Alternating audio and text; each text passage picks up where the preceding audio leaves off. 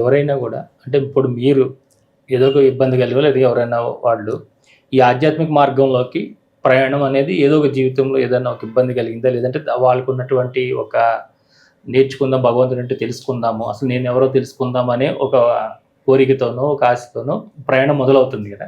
అలా మీ ఆధ్యాత్మిక ప్రయాణం అనేది ఏ సందర్భంలో ప్రారంభమైంది? నా దృష్టిలో ప్రతి జీవుడు సాధకుడే. వాడు మామూలుగా సాధకుడు కాదని మనం అనుకుంటున్నాం. ఖచ్చితంగా ఆధ్యాత్మిక సాధకుడే. వాడిని సాధకుడిగా ఎప్పుడు మనం గుర్తిస్తుంది ఎక్కువగా సమాజం అంటే ఇది మంచి ఇది చెడు అనేటువంటి విచక్షణ కలిగి ఉన్నప్పుడు వాడు మంచోడు అని అనిపించుకున్నప్పుడు వాడిని కానించి మొదలవుతోంది. విచక్షణ లేనటువంటి వాడిని మూర్ఖుడని పక్కకు తోస్తున్నాము. ఇది మంచి ఇది చెడు అనుకున్నటువంటి వాడిని కానించి సంస్కారం నుంచి మొదలవుతోంది. మనకు నచ్చే లక్షణం. అప్పటి నుంచి వాడు భక్తుడై. ఎందుకు భక్తుడై అంటే మన వల్ల ఇంకొకటికి అన్యాయం జరుగుతోంది కాబట్టి ఇది చెడు, దీన్ని మనం చేయకూడదు అనేటువంటి అక్కడ ఉన్నటువంటి జీవుడికి కేవలం తనలో ఉన్నటువంటి స్వార్థ సుఖానికే కాకుండా ఎదుటివాడిలో ఉన్నటువంటి దానికి కూడా ఈశ్వరత్వం కూడా విలువ ఇవ్వటం అనేటువంటి సంస్కారం వీడికి మొదలుపడినప్పుడే వాడు భగవంతుని కృపని పొందినటువంటి ఎంతో పుణ్యాత్ముడు అని అర్థం. గురువు అనేటువంటి వాడు కూడా అటువంటి మంచి చెడుల సంస్కారం ఎన్నో జన్మలు ఎత్తిన పుణ్య ఫలితంగా ఒక తత్వం మీద భక్తి కలుగుతుంది, ఒక భగవత్ స్వరూపంగా. అలాగే ఎన్నో కొన్ని వందల జన్మల భక్తి కలిగి ఉన్నటువంటి జీవనం సాగించిన తర్వాతే ఒక గురువు అని గురు స్వరూపం అనేటువంటిది మాత్రం నువ్వు భగవంతుని ఆరాధించడం వల్ల నీకు గురువు దొరుకుతాడు. ఏది ఎన్నో జన్మల సంస్కారంతో భక్తితోటి మనం చేసేటువంటి పూజలు పునస్కారాలు అష్టోత్తరాలు దాన ధర్మాల వల్ల చిట్ట చివరికి నీకు కలిగే ఫలితం ఏంటంటే ఒక సరైన గురువుని చేరతావు. అయినా చేరిన తర్వాత కూడా అక్కడ నువ్వు విశ్వాసం ఉంచలేకపోతే మళ్ళీ ఎక్కడికి వస్తావు? మొదలుపెట్టిన వైకుంఠపల్లిలో మళ్ళీ కింద కోతి తోక దగ్గరికి ఎలా వస్తుందో పైనుంచి కిందకి వచ్చేస్తుంటావు. అక్కడ నీ యొక్క విచక్షణ కోల్పోతున్నావు. నీ పుణ్యం అక్కడ వరకు ఉపయోగపడింది, అది కాస్త ఖర్చు అయిపోయింది, దాన్ని నువ్వు నిలుపుకోలేకపోయావు, కింద పడిపోయావు. కానీ గురువు ఎప్పుడూ నిన్ను పట్టుకుని ఉద్ధరించడానికే చూస్తూ ఉంటాడు. అటువంటి ఎన్నో జన్మల గురు సాంగత్యం వల్ల గురువు పైన ప్రగాఢమైన విశ్వాసం వచ్చి నిర్మోహమాటం అనేది అంటూ వస్తుంది. అటువంటి స్థితి వచ్చినటువంటి వాడికే శంకరాచార్యుల వారు చెప్పినటువంటి సత్సాంగత్యే నిస్సాంగత్యం, నిస్సాంగత్యే నిర్మోహమాటం, నిర్మోహమాటమే ముక్తికి మార్గం అని చెప్పిన 4 వాక్యాల్లో చెప్పినటువంటి వాక్ ఏదైతే ఉందో ఆ సత్ అనేటువంటి వాడితో సాంగత్యం చేసిన తర్వాతే ఇంకా దేనితోని సాంగత్యం చేయాల్సిన అవసరం లేనటువంటి స్థితి కలుగుతుంది. అటువంటి నిస్సాంగత్యం వల్లే ఇది ఇది నాది, దీనికోసం ఇంకోటి కోసం వెళ్ళాలనేటువంటి విచక్షణ వల్ల నిర్మోహమాటం కలుగుతుంది.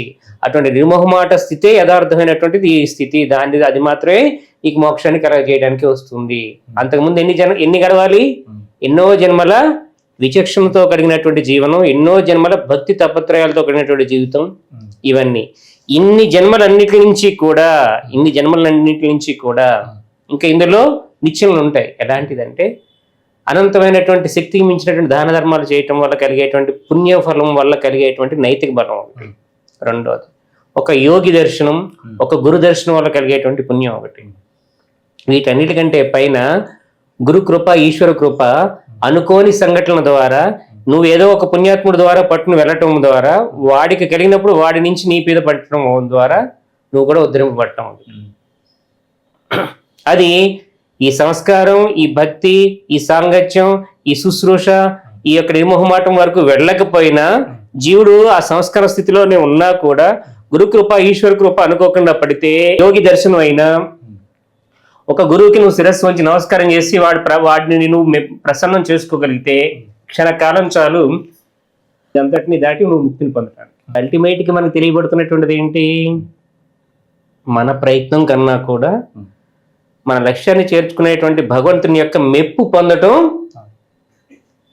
భగవంతునికి మెప్పు పొందేలాగా నీ ప్రవర్తన, నీ జీవనం సాగించుకుంటాం ఉత్తమమైన మార్గం.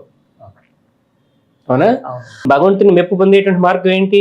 ప్రతి క్షణం ఈశ్వరుడే నడిపిస్తున్నాడు. శివుడాజ్ఞ లేకుండా చీమైనా కుట్టదు కదా. ప్రతి క్షణం మనం నడిపించేటువంటి ఈశ్వరుడు ఏ క్షణంలో ఏ సమయంలో మనకి ఏది ఇస్తున్నాడో దాన్ని ఈశ్వరుని యొక్క భక్తితో కృతజ్ఞతతో ఈశ్వరుడికి అనుసంధానం అవటమే. దేనితో? నమ్మకంతో. అవునా? ఇప్పుడు అర్థమైంది కదా.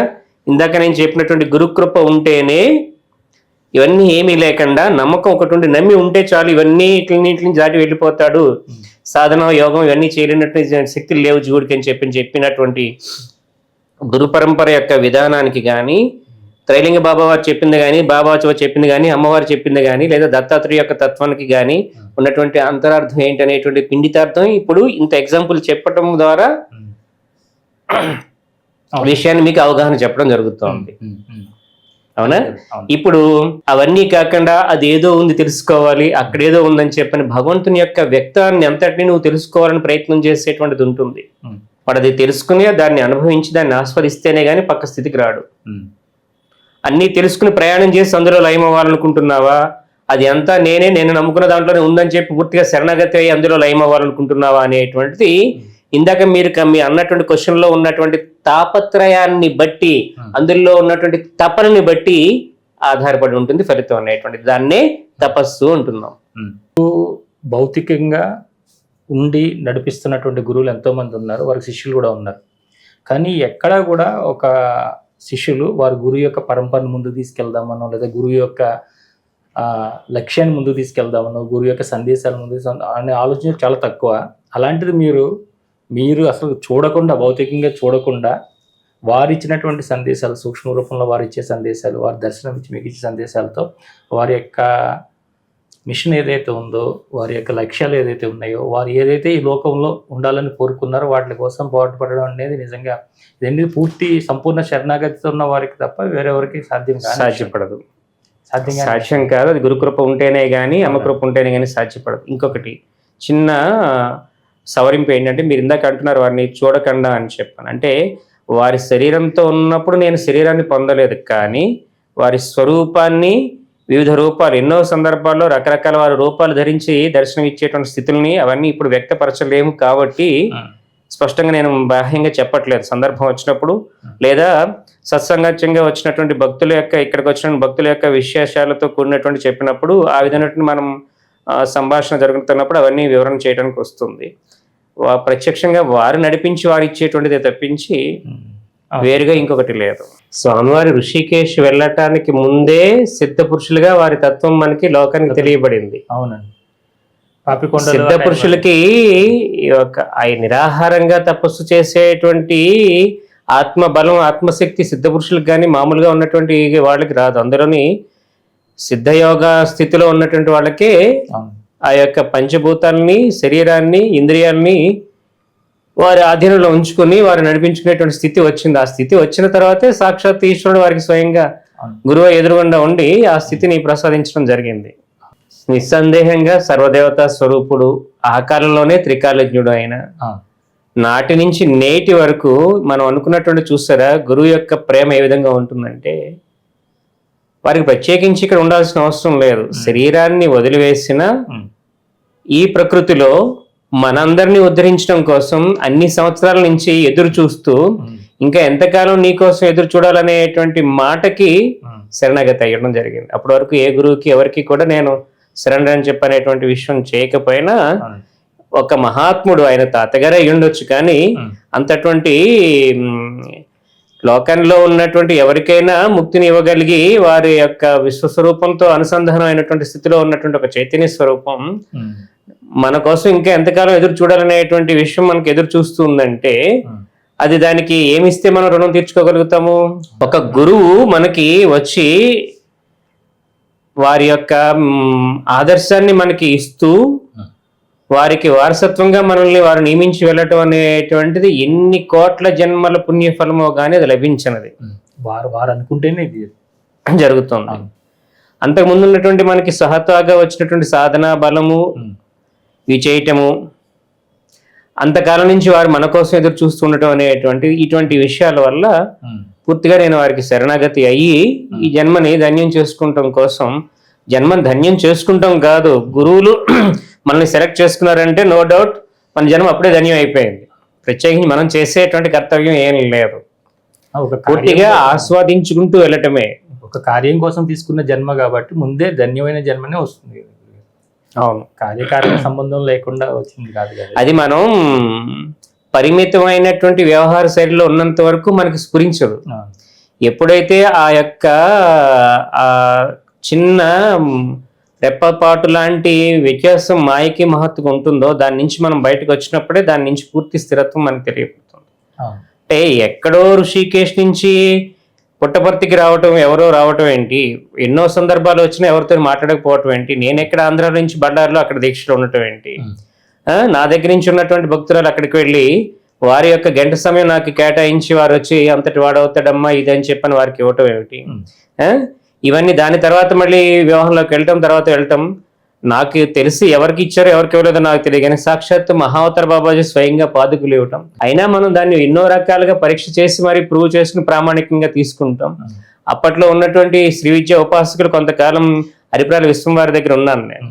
తర్వాత వారే కూడా శరీరం వదిలిన తర్వాత శరీరం ఉన్నప్పుడు కూడా ఆ పాదుక దర్శనం కోసం వచ్చి వెళ్ళటం, ఇంకా బయటికి వ్యక్తపరచినటువంటి కూడనటువంటి ఎన్నో విషయాలు అనేటువంటిది పూర్తిగా స్వయం అనుభవంగా ఉండటం.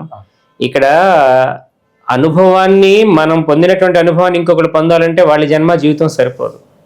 ప్రసాదాన్ని పొందడానికి తక్కువ సమయంలోనైనా అర్హత లేకపోయినా కృప పొందితే పొందుతారు. స్వామివారు మన గురువులు ఎంత సాధన చేసి ఎన్ని జన్మల యొక్క కృషి వల్ల మనకి ఆ జ్ఞానాన్ని ఆశీర్వచనాన్ని ఇచ్చారో అదంతటిగా మనం అనుభవంగా మళ్ళీ మనం చేయాలంటే మన జన్మలు సరిపోదు. వారి యొక్క సాధన బలాన్ని అంతటినీ తపశక్తిని అంతటినీ ఆశీర్వచన రూపంగా మనకి ఇచ్చారు కాబట్టి దాన్ని ఈ శరీరాన్ని వారికి ఉపకరణంగా ఉంచి వారికి ప్రతినిధిగా మనం చరిస్తూ వారి యొక్క లోక కళ్యాణాన్ని మనం సాగించుకుంటూ ముందుకు వెళ్ళటమే. ఇక్కడ అంతే, ఇది ఇక్కడ పూర్తిగా కేవలం ఒక గురుస్వరూపం కాదు, ఈ దత్త స్వరూపంగా వచ్చినటువంటి సమస్త గురుస్వరూపాలు ఇందులో భాగమే. ఒక్కొక్కరు ఒక్కొక్క స్థానం నుంచి ఒక్కొక్క రూపం నుంచి ఒక్కొక్క నామం నుంచి ఈ యొక్క మిషన్ నడిపిస్తూ ఉంది. కానీ ముందు నుంచి వచ్చినటువంటి నా యొక్క అనుభవం కానీ నిత్యం దర్శనం ఇచ్చేటువంటి గురు పరంపర యొక్క మహాత్ముల యొక్క దర్శనాలు కానీ ఒక స్థితి, ఇప్పుడు సాధనలో ఒక మంత్రం సిద్ధి పొందిన తర్వాత ఒక ఏకాగ్రత స్థితి వచ్చి త్రిపుటి భంగం అయిన తర్వాత ఇక మిగిలిన మంత్రాలను దేన్ని కూడా నువ్వు ప్రత్యేకించి ఉపాసించిన అవసరం లేకుండానే ఏ విధంగా జరుగుతుందో ఒక మార్గంలో ఒక గురువు నిన్ను చేసిన తర్వాత ఎంతో మంది గురువుల ఆశీర్వచనం పొందుతూ ఉన్నా కూడా ప్రత్యేకించి ఇంకో గురువు కోసం ఇంకో దానికోసం ఉపాసన చేయాల్సిన అవసరం లేదు.